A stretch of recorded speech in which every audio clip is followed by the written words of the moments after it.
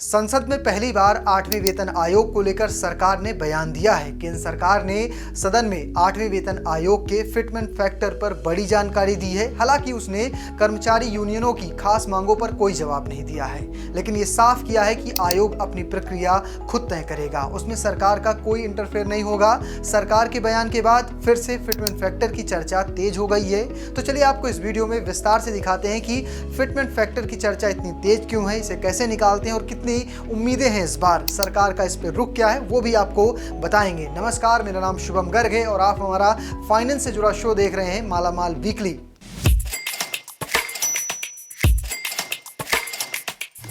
राज्यसभा सांसद जावेद अली के ये पूछे जाने पर कि क्या सरकार कर्मचारी संगठनों द्वारा फिटमेंट फैक्टर को बढ़ाने और सैलरी कैलकुलेशन के लिए फैमिली यूनिट को 3 से बढ़ाकर 5 करने की मांग पर विचार कर रही है। इस पर वित्त राज्य मंत्री पंकज चौधरी ने कहा कि आयोग के नियम के मुताबिक जब तक वो अपनी फाइनल रिपोर्ट नहीं बना लेता है तब तक उसे अपनी बैठकों, सुझावों या फिटमेंट फैक्टर के प्रस्तावों के बारे में सरकार को सूचित करने की कोई कानूनी बाध्यता नहीं है। केंद्र सरकार ने यह भी बताया कि आयोग अब तक कितनी बैठकें की हैं या किन कर्मचारी यूनियनों के से सलाह मशविरा किया है।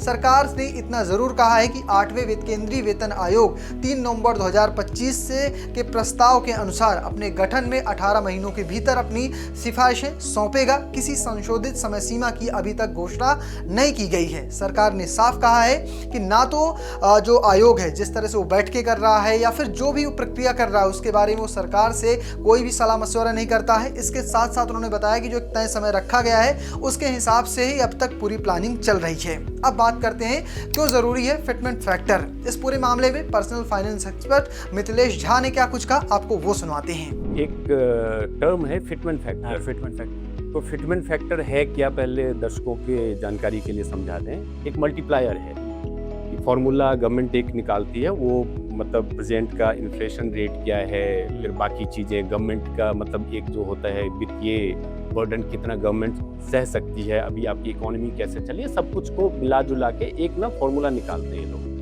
तो लास्ट अगर हम रेफरेंस के लिए लास्ट फिटमेंट फैक्टर ले लें और 6th पे कमीशन का ले तो 6th पे कमीशन में फिटमेंट फैक्टर 1.92 इन्होंने फिक्स किया था। मतलब उस पे कमीशन में 1.9% सैलरी, हाँ, गुना सैलरी। हाँ, तो लेट्स से कि किसी की अगर मान लीजिए 10,000 रुपये बेसिक है ना, तो अगर 2 के फिटमेंट फैक्टर लगाते हैं तो वो डबल होके 20 हो जाएगी। तो लास्ट पे कमीशन की अगर बात करें तो बेसिक जो 6th पे कमीशन ने छोड़ा था वो बेसिक 7,000 पे छोड़ा था, तो उस पर 2.57 का फिटमेंट फैक्टर लगा, तो 7,000 इंटू 2.57, तो बेसिक इन्होंने मिनिमम बेसिक बढ़ा के 18,000 कर दिया।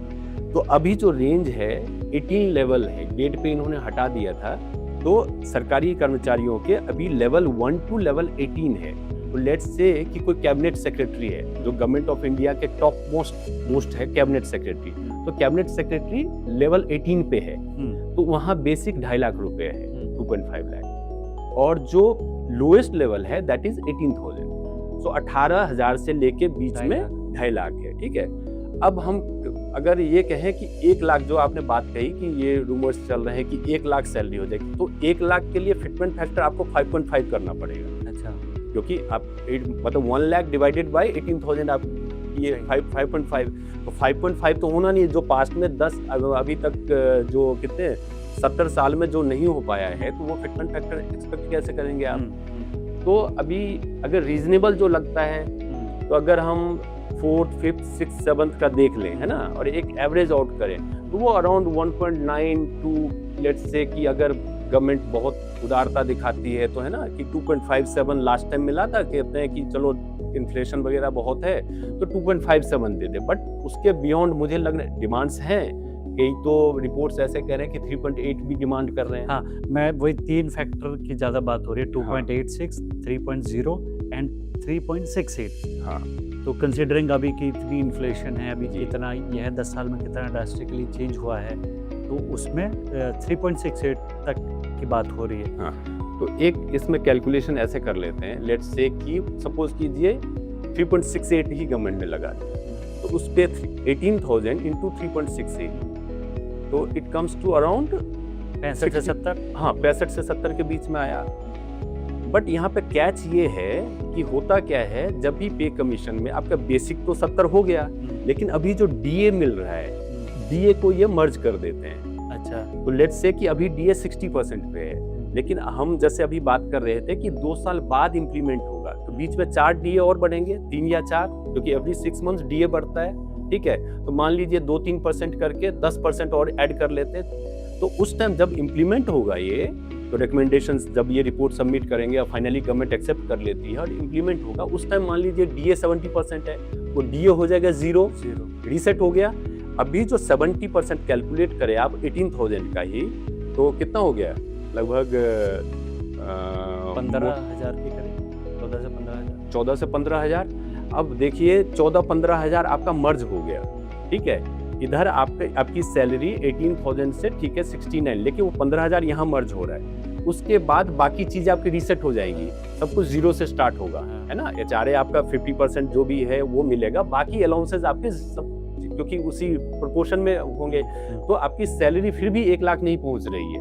तो कहने का मतलब ये है कि जैसे पास्ट में रहा है, जो देखा गया कि 30% रीजनेबल, तो मुझे लग रहा है अगर 3% भी ले लें, 3.5 भी ले, तो 30 to 35% की सैलरी में इजाफा हम देख सकते हैं। तो फिलहाल आपने फिटमेंट फैक्टर के बारे में जान लिया, लेकिन फैमिली यूनिट को 3 से बढ़ाकर 5 करने की जरूरत क्या है? क्या इसमें कौन कौन से परिवार के सदस्य आएंगे, और अगर 5 यूनिट की जाती है तो कितना इम्पैक्ट पड़ने वाला है, ये आपको बता देते हैं। जब लाइफ के लिविंग स्टैंडर्ड बढ़ा है देश में, तो जैसे अगर आप पीछे 25-30 साल पहले चले जाइए, तो एक कैलोरी कितना कोई एक इंडिविजुअल कंज्यूम कर रहा है, वो फॉर्मूला अलग था। फॉर्मूला कह लीजिए, या जो देश की स्थिति थी, है ना, सबको वो बैलेंस डाइट जो हम कहते हैं, बैलेंस डाइट नहीं मिलता था, तो ऑब्वियसली कैलोरी कम होगी। कि मान लीजिए राइस बेल्ट है, बिहार, उड़ीसा, वेस्ट बंगाल, तो वहाँ पे कार्ब ज़्यादा कंज्यूम करते हैं लोग, है ना, प्रोटीन कम लेते हैं, क्योंकि मतलब इंडिया में ट्रेडिशनली किसी भी होता है, तो वैसे तो कैलोरी पे ये है, लेकिन उससे हो नहीं पाता है। ये फॉर्मूला निकल के ऐसे होता है कि ये 3 पे चलाते थे, जो इतना कैलोरी का कंजम्पशन है, मान लीजिए हस्बैंड वाइफ, एक बच्चा हो गया, ठीक है, 3 का फॉर्मूला। अब उसमें है पेरेंट्स को भी इंक्लूड करो, ठीक है। अच्छा, ये बात है। हाँ, तो उसमें पेरेंट्स को इंक्लूड करो, तो वो 5 हो जाएंगे। तो 5 ऑब्वियसली फिर वो जो नंबर ऑफ कैलोरीज यूनिट जो आप ले रहे हो ना, उसका वो बढ़ जाएगा। तो उसके बेसिस पे आपकी बेसिक पे की वो डिमांड, जो फिटमेंट फैक्टर, उसमें चेंज आ जाएगा, बेसिक पे बढ़ जाएगा, सारे अलाउंसेस बढ़ जाएंगे, तो वो चेंज होगा। लेकिन गवर्नमेंट क्या मानेगी इस चीज़ को? सबसे पहले मानने से पहले क्या जो पे कमीशन है, पे कमीशन को क्या इसकी ज़रूरत समझ में आ रही है कि करने की ज़रूरत है, ये भी देखना है। क्योंकि ये पास्ट में भी ये सब डिमांड्स उठे हैं, लेकिन गवर्नमेंट ने इस पर ध्यान नहीं दिया है। 8वें वेतन आयोग को लेकर तैयारियां तो तेज हैं, लेकिन इससे सरकार पर कितना असर पड़ेगा? कितना टैक्स जो वसूला जाता है उसका कितना % अब केंद्रीय कर्मचारियों के जेब में जाने वाला है, वो आपको दिखा देते हैं। अभी रिपोर्ट है, एम्बिट कैपिटल और एक कोटक सिक्योरिटीज ने रिपोर्ट दी है, जो इस पे अगर अरियर्स के साथ एनुअल जो बर्डन गवर्नमेंट पे आएगा एक्सचेकर पे, वो आ रहा है 9 लाख करोड़ का। अच्छा, तो इसको ऐसे समझिए कि इंडिया का अभी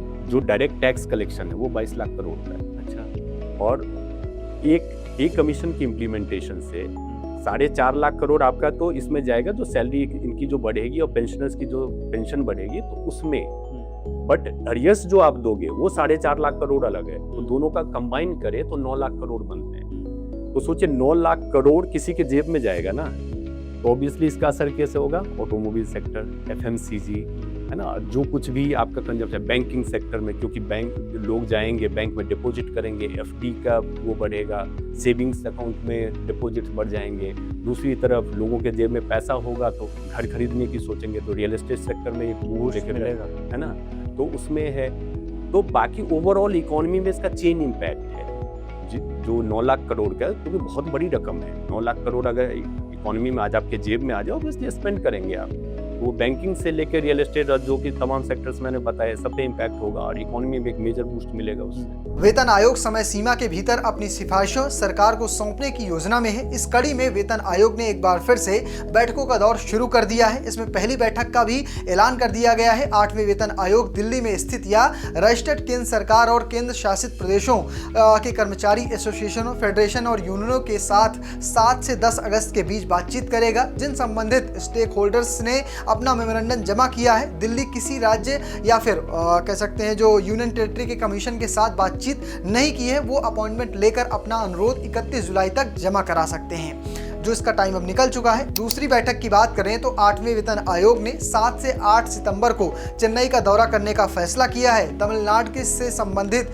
स्टेक होल्डर्स अपॉइंटमेंट लिए गए 18 अगस्त या उससे पहले अनुरोध जो जमा करा सकते हैं उनसे बातचीत करेगा। फिर तीसरी बैठक होगी या कहीं 8वें वेतन आयोग 9 सितंबर को पुडुचेरी का दौरा करेगी। पुडुचेरी केंद्र शासित प्रदेश के संबंधित स्टेक होल्डर्स जो पुडुचेरी के कमीशन से बातचीत करना चाहते हैं वो अपॉइंटमेंट लेकर 18 अगस्त या उससे पहले अनुरोध जमा करा सकते हैं। चौथी बैठक का भी ऐलान कर दिया गया है। 8वें वेतन आयोग की तरफ से 16 से 18 सितंबर को चंडीगढ़ का दौरा किया जाएगा। पंजाब, हरियाणा, हिमाचल प्रदेश और चंडीगढ़ केंद्र शासित प्रदेश के संबंधित स्टेक होल्डर्स जो अपॉइंटमेंट के लिए 25 अगस्त या उससे पहले अनुरोध जमा करा सकते हैं उनसे बातचीत करेगा। फिलहाल 8वें वेतन आयोग को लेकर सरकार ने बिल्कुल साफ कर दिया है कि आयोग के साथ उनकी कोई भी सलाह मशवरा नहीं चल रही है। अंतिम रिपोर्ट जब आएगी उस पर फैसला लिया जाएगा। फिटमेंट फैक्टर हो या फिर फैमिली यूनिट, अभी भी सरकार किसी पर भी साफ जवाब नहीं दिया है। बस एक चीज उन्होंने साफ की है कि एक तय समय जो रखा गया है, तय समय के भीतर ही फाइनल रिपोर्ट जमा कर दी जाएगी और उसके बाद फैसले लिए जाएंगे। लेकिन अगर फिटमेंट फैक्टर बढ़ता है तो जरूर केंद्रीय कर्मचारियों को जबरदस्त फायदा होगा, साथ में जो पेंशन उपभोगी हैं उन्हें भी जोरदार फायदा होने वाला है। आपको क्या लगता है, कितनी मिनिमम सैलरी होनी चाहिए? कमेंट बॉक्स में लिखेगा